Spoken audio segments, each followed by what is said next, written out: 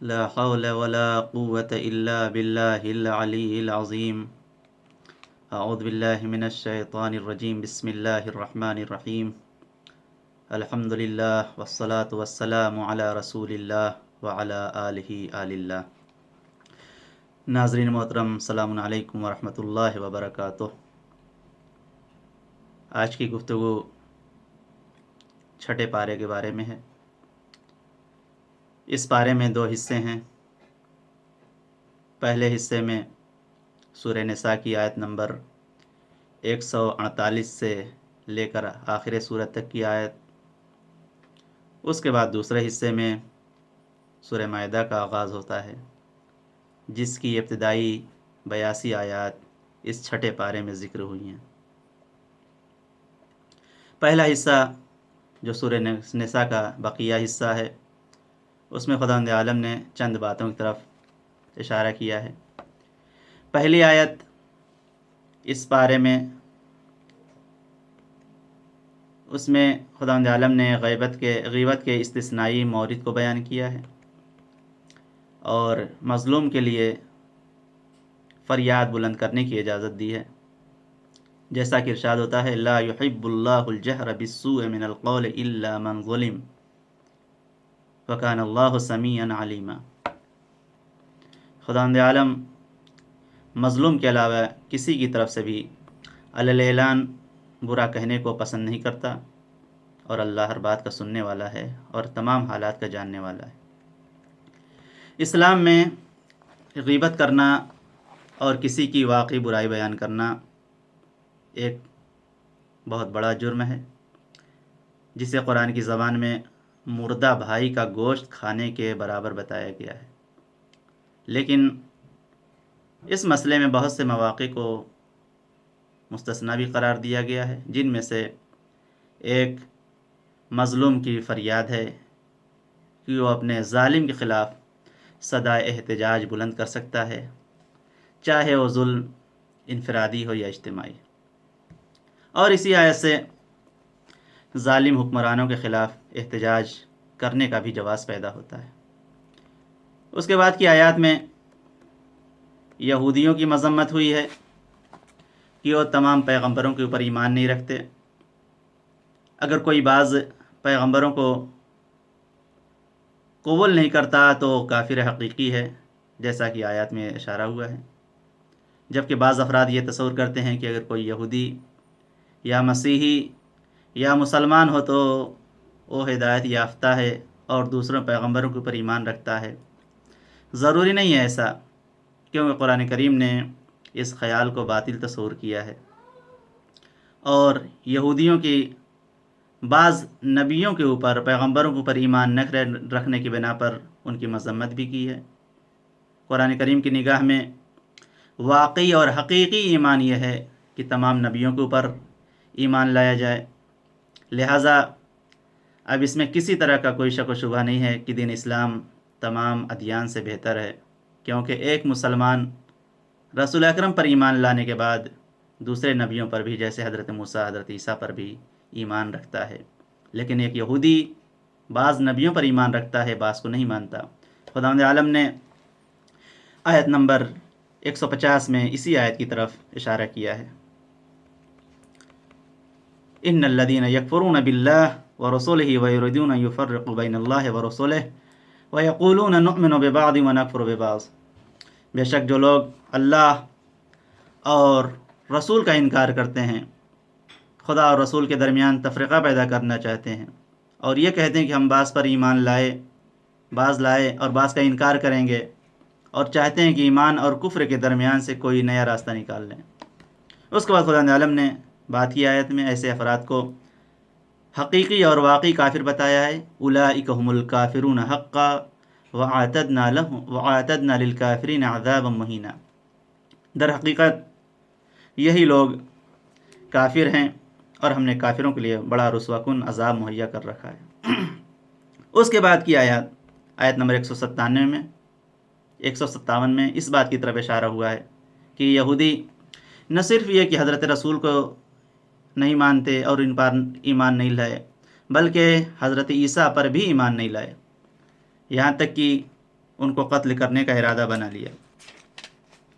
آیت نمبر 157 وَقَوْلِهِمْ إِنَّا قَتَلْنَا الْمَسِيحَ عِيسَى ابْنَ مَرْيَمَ رَسُولَ اللَّهِ وَمَا قَتَلُوهُ وَمَا صَلَبُوهُ وَلَكِنْ شُبِّهَ لَهُمْ وَإِنَّ الَّذِينَ اخْتَلَفُوا فِيهِ لَفِي شَكٍّ مِّنْهُ مَا لَهُم بِهِ مِنْ عِلْمٍ إِلَّا اتَّبَعُوا الظَّنَّ وَمَا قَتَلُوهُ يَقِينًا۔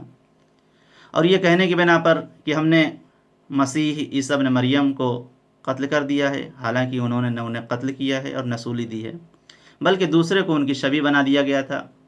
اور جن لوگوں نے عیسیٰ علیہ السلام کے بارے میں اختلاف کیا وہ سب منزل شک میں ہیں، اور کسی کو گمان کی پیروی کے علاوہ کوئی علم نہیں ہے، اور یقیناً انہوں نے قتل نہیں کیا۔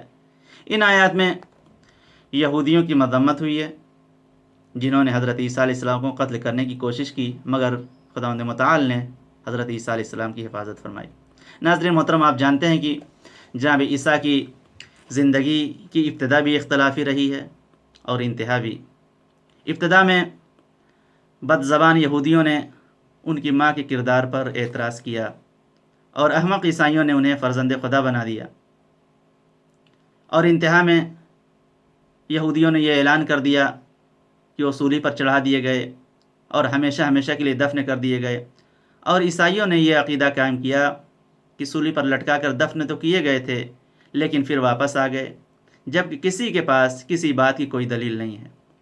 اور قرآن مجید کا یہ حتمی فیصلہ ہے کہ مریم طاہرہ ہیں، پاک و پاکیزہ ہیں، لیکن عیسیٰ عبداللہ ہیں، اور انہیں نہ تو قتل کیا ہے نہ سولی دی گئی ہے، بلکہ خداوند متعال نے انہیں آسمان پر اٹھا لیا ہے، اور جب مرضی پروردگار ہوگی تو پھر وہ دوبارہ واپس آئیں گے اور ہمارے 12 امام کے پیچھے وہ نماز پڑھیں گے۔ جو کہتے ہیں ان کے پاس ان کے بات کی کوئی دلیل بھی نہیں ہے، لیکن قرآن مجید نے یہ فیصلہ کر دیا ہے۔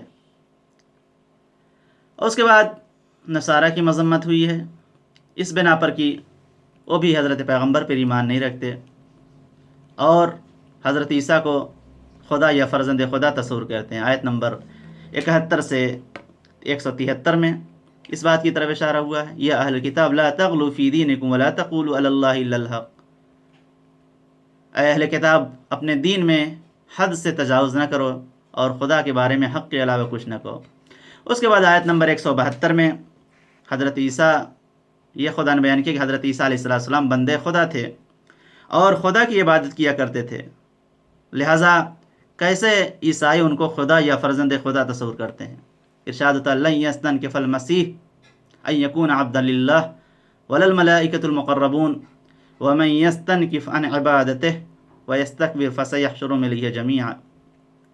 نہ حضرت مسیح کو اس بات سے انکار ہے کہ وہ بندے خدا ہیں، اور نہ ملائکہ مقربین کو اس کی بندگی سے کوئی انکار ہے، اور جو اس کی بندگی سے انکار کرے گا تو اللہ سب کو اپنی بارگاہ میں محشور کرے گا۔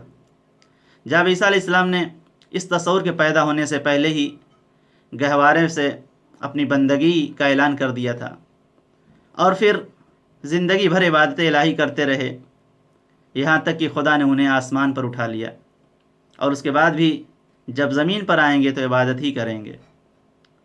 ہمارے 8ویں امام حضرت علی بن موسیٰ رضا علیہ السلام اور اہل کتاب کے بعض علماء کے درمیان جو مناظرہ ہوا ہے اس میں 8ویں امام نے اسی نقطے کی طرف توجہ دلائی ہے اور فرمایا کہ کیا تم نہیں کہتے ہو کہ حضرت عیسیٰ عبادت کرتے تھے، نماز پڑھتے تھے؟ جب وہ عبادت کرتے تھے تو آخر کس کی عبادت کرتے تھے؟ اگر وہ خدا ہوتے تو پھر عبادت نہ کرتے، عبادت کرنے کا سوال ہی نہیں پیدا ہوتا اگر وہ خدا ہوتے۔ پھر آیت 173 میں ایک اہم نقطے کی طرف خداوند عالم نے اشارہ کیا ہے، اگر کوئی تکبر کرتا ہے، غرور کرتا ہے تو انسانی مقام اور کمالات سے گر جاتا ہے۔ وَأَمَّا الَّذِينَ اسْتَنكَفُوا وَاسْتَكْبَرُوا فَيُعَذِّبُهُمْ عَذَابًا أَلِيمًا وَلَا يَجِدُونَ لَهُم مِّن دُونِ اللَّهِ وَلِيًّا وَلَا نَصِيرًا۔ اس کے بعد دوسرا حصہ میں نے عرض کیا کہ سورہ مائدہ کا ہے اس پارے میں، اور یہ سورہ مائدہ مدنی سوروں میں سے ہے۔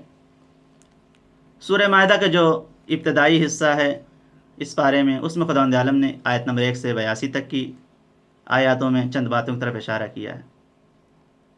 اس سورہ کا اصلی میسج، اصلی پیغام یہ ہے کہ اپنے کیے ہوئے وعدوں کو پورا کیا جائے، بالخصوص وہ وعدہ جو انسان نے خداوند عالم سے کیا ہے۔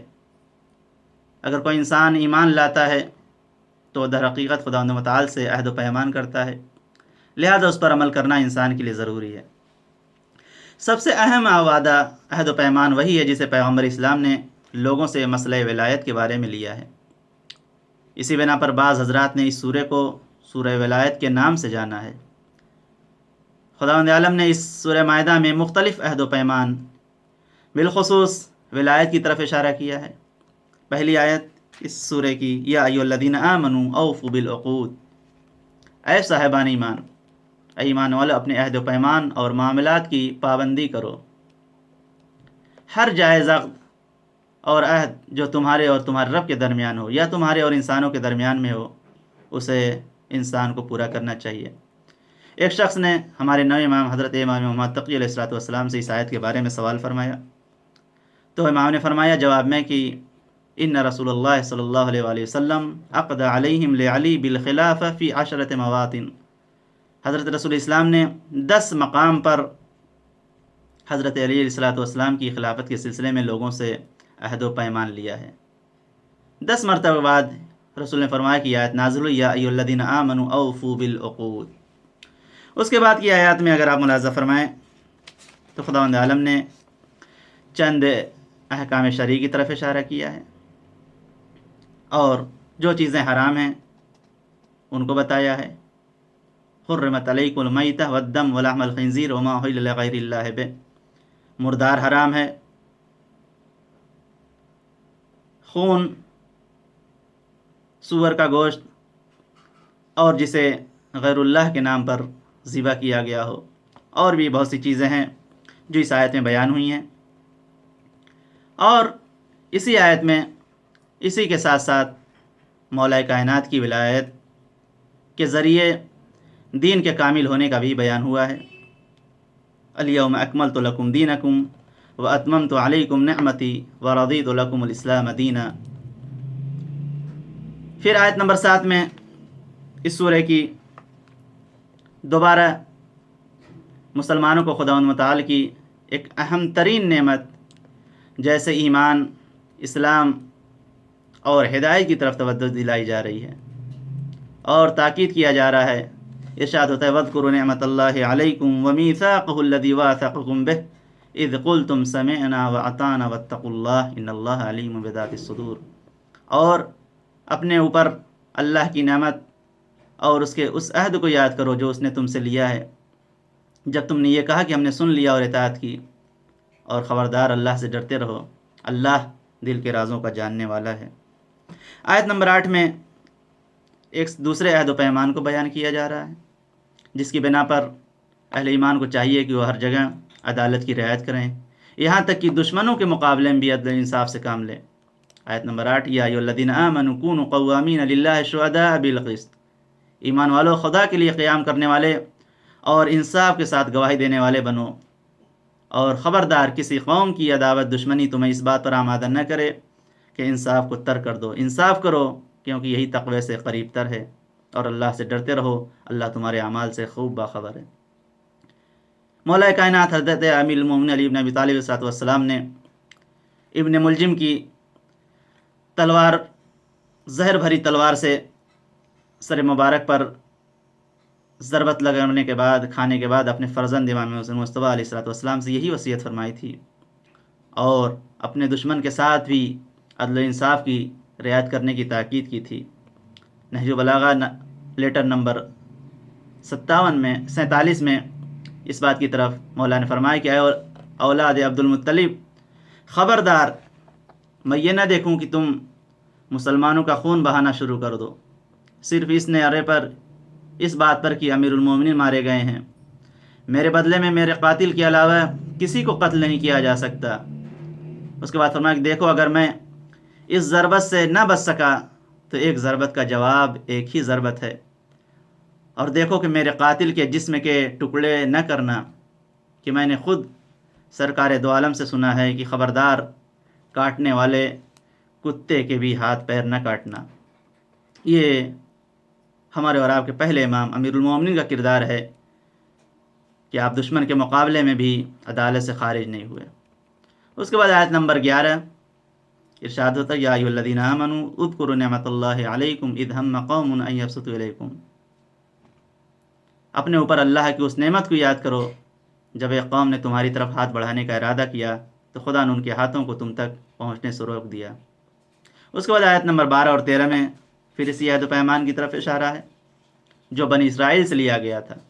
وَلَقَدْ أَخَذَ اللَّهُ مِيثَاقَ بَنِي إِسْرَائِيلَ وَبَعَثْنَا مِنْهُمُ اثْنَيْ عَشَرَ نَقِيبًا، اور بے شک اللہ نے بنی اسرائیل سے عہد لیا ہے، وعدہ لیا، اور ہم نے ان میں سے 12 نقیب بھیجے۔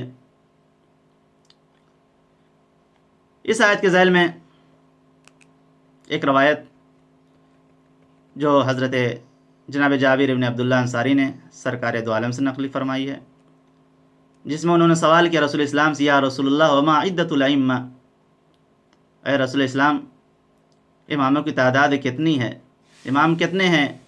تو رسول اسلام نے فرمایا کہ خدا کی رحمت ہو تم پر، تم نے یہ سوال کر کے تو پورے اسلام کا سوال کر لیا۔ اس کے بعد فرمایا رسول اسلام کے اماموں کی تعداد مہینوں کی تعداد کے برابر ہے، جو خدا کے نزدیک 12 ہے۔ جس دن سے خدا نے زمین و آسمان کو خلق کیا ہے مہینوں کی تعداد 12 ہے۔ اس کے بعد رسول اسلام نے فرمایا کہ اماموں کی تعداد ان چشموں کی تعداد کے برابر ہے جو حضرت موسیٰ ابن عمران نے اپنے عصا سے زمین پر مار کر جاری کیا تھا۔ پھر فرمایا کہ ان کی تعداد بنی اسرائیل کے نقیبوں کی تعداد کے برابر ہے، جیسا کہ خدا فرماتا ہے وَلَقَدْ أَخَذَ اللَّهُ مِيثَاقَ بَنِي إِسْرَائِيلَ وَبَعَثْنَا مِنْهُمُ اثْنَيْ عَشَرَ نَقِيبًا۔ اس کے بعد فرمایا اے جابر، سب سے پہلے امام حضرت علی بن ابی طالب علیہ السلام ہیں، اور آخری امام حضرت امام مہدی علیہ السلام۔ بنی اسرائیل کے 12 نقیبوں کی طرف اشارہ جو اس آیت میں ہوا ہے، امام احمد ابن حنبل نے اپنی مسند میں ایک روایت میں ائمہ اہل بیت علیہ السلام میں سے 12 اماموں کی طرف اس آیت کی طرف اشارہ کیا ہے کہ یہاں پر مراد 12 نقیبوں سے 12 ائمہ مراد ہیں۔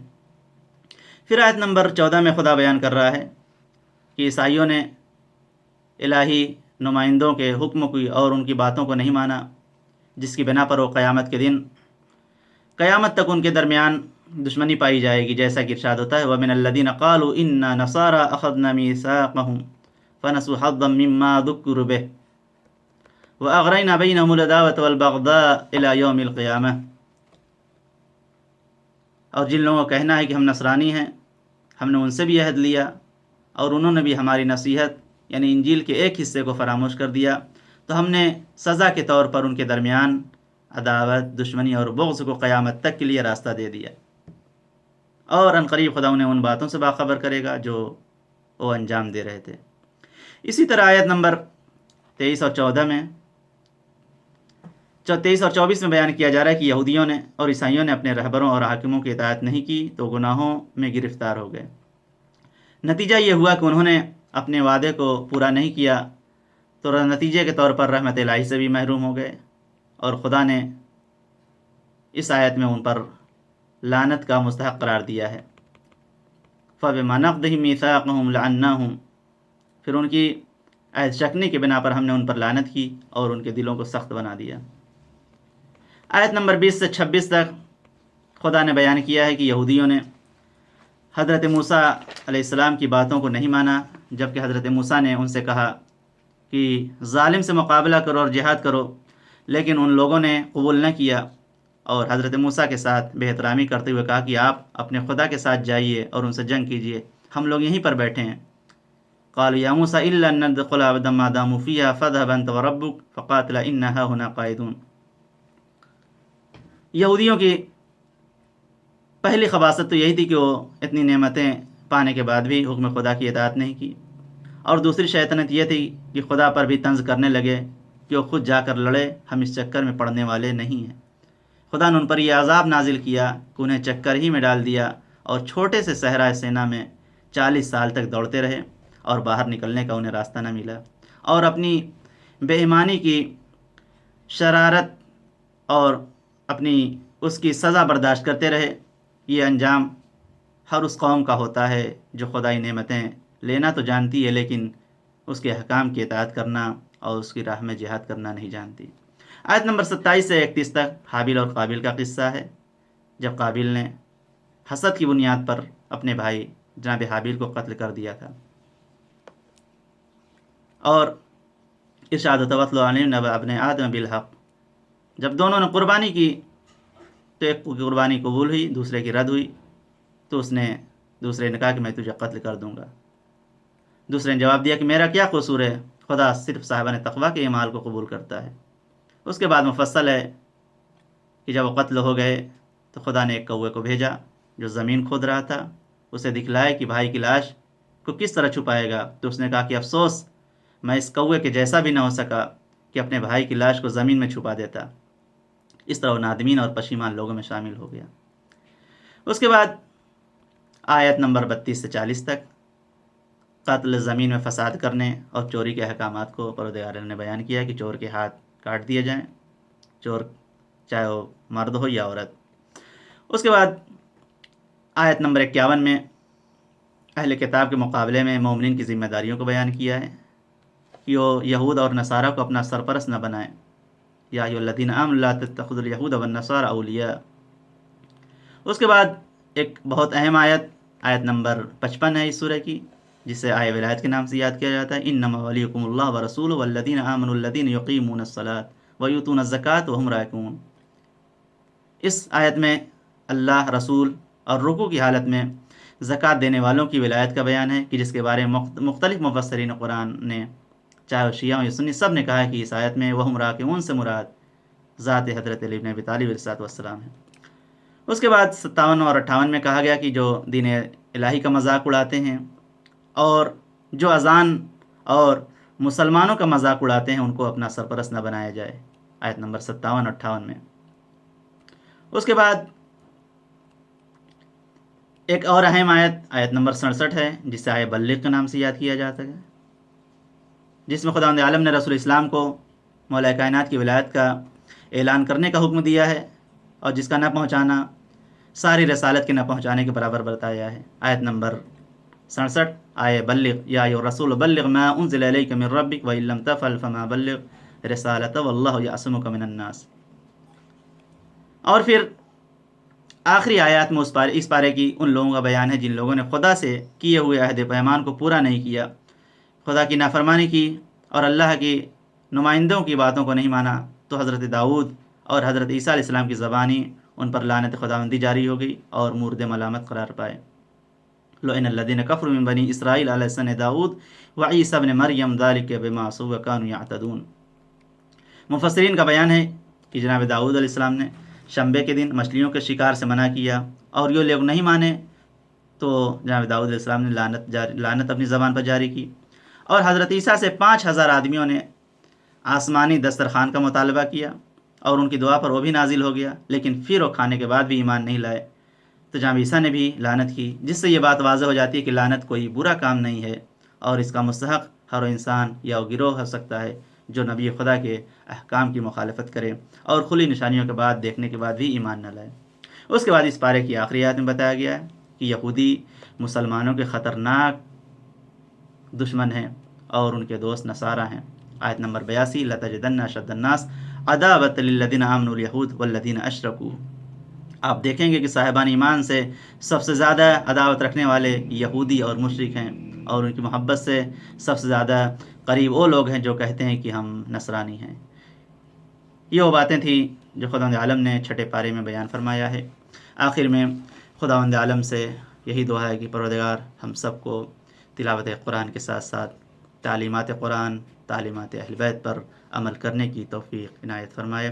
وآخر دعوانا ان الحمد للہ رب العالمین، والسلام علیکم ورحمۃ اللہ وبرکاتہ۔